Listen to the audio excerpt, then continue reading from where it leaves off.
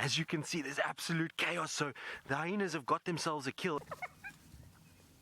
Now you can see how these bigger females just dominate this carcass. Nobody else has had a chance to feed at all.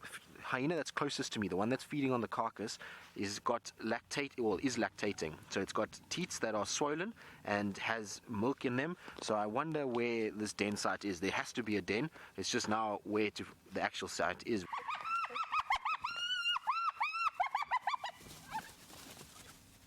Isn't that just amazing? How's that sound?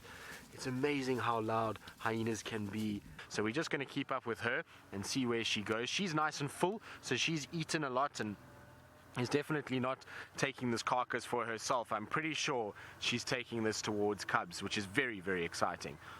Are you wild about the wild? Subscribe to Safari Live and experience the wonders of the wilderness.